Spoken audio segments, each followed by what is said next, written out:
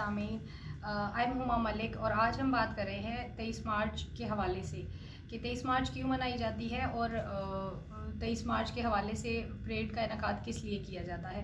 23 मार्च actually हमारे मुल्क में एक पब्लिक हॉलीडे के तौर पर मनाया जाता है और बहुत से हमारी सोसाइटी में लोग ऐसे हैं जो इसके हिस्टोरिकल बैकग्राउंड से रिलेटेड चीज़ों को नहीं जानते।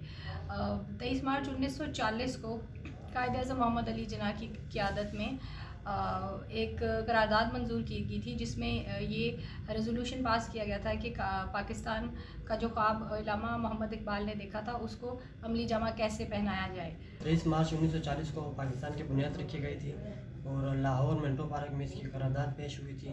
कायद-ए-आज़म मोहम्मद अली जिन्ना ने इसकी सदारत की थी। 23 मार्च 1940 इसको पाकिस्तान रेजोल्यूशन और लाहौर रेजोल्यूशन भी कहते हैं। इसमें लाहौर में एक मिंटो पार्क में मीटिंग हुई थी जिसके मेन रोल कायद-ए-आज़म मोहम्मद अली जिन्ना, लियाकत अली ख़ान, फ़ातिमा जिन्ना और मौलवी फजलुल हक ने रोल प्ले किया था। इसमें इनका ये कॉन्सेप्ट था कि मुस्लिम्स और हिंदूज़ जो हैं ये एक अलग नेशन है।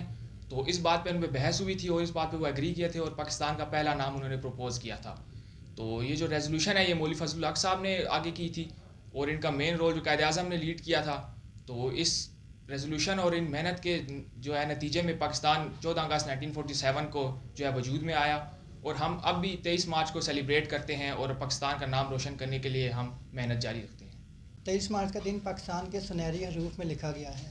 1940 में बरसगीर में जब पहला हिंदू ने जब इस्लाम कबूल किया तब इस्लाम का वजूद आ गया था। और 1940 में 23 मार्च को अलग वजूद का उन्होंने इकरार किया था मुसलमानों ने और अपने मुस्तकबिल का फ़ैसला किया था। 23 मार्च का दिन पाकिस्तान के सुनहरी हरूफ में लिखा गया है। 1940 में बरसगीर में जब पहले हिंदू ने इस्लाम कबूल किया था तब इस्लाम का वजूद आ गया था। 1940 में जब बरसगीर में मुसलमानों ने एक नज़रिए के लिए अपने मुस्तकबिल का फ़ैसला किया और यही हमारा दो कौमी नज़रिया है। शुक्रिया।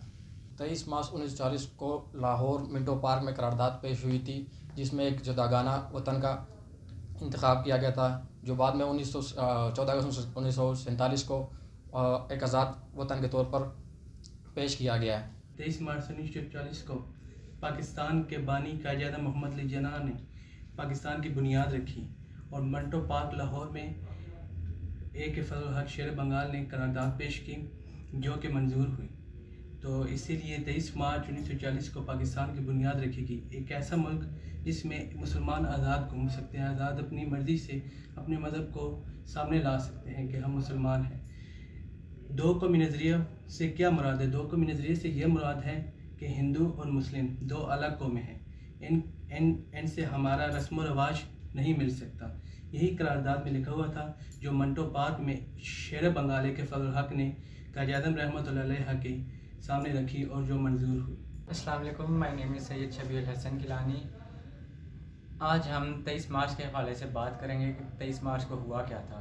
23 मार्च 1940 को लाहौर में करारदाद पाकिस्तान मंजूर हुई थी मिंटो पार्क में और ये करारदाद कायद-ए-आज़म की क़यादत में हुई थी।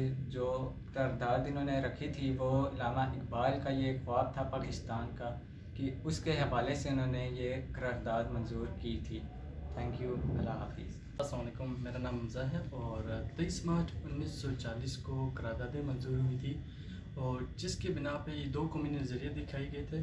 इल्लामा इकबाल ने इनकी जो सबसे बड़ी पेशकश की थी कि भाई ये दो कौमी नज़रिए अलग होने चाहिए क्योंकि हिंदू और मुसलमान जो है वो दो अलग कौमें हैं, उनकी इबादत और रस्मियात चेंज है। तो हिंदू और मुसलमान को चेंज होना चाहिए, दो कौमी इस वजह से नज़रिए दिए गए थे और ये करारदादें मंजूर हुई थी 23 मार्च 1940 को। कैपिटल वन टीवी की वीडियोस देखने के लिए आज ही चैनल सब्सक्राइब कीजिए, बेल आइकन को ज़रूर क्लिक कीजिए, हमारा फेसबुक पेज लाइक और फॉलो कीजिए ताकि हमारी हर नई वीडियो बर वक्त आप तक पहुंच सके। शुक्रिया।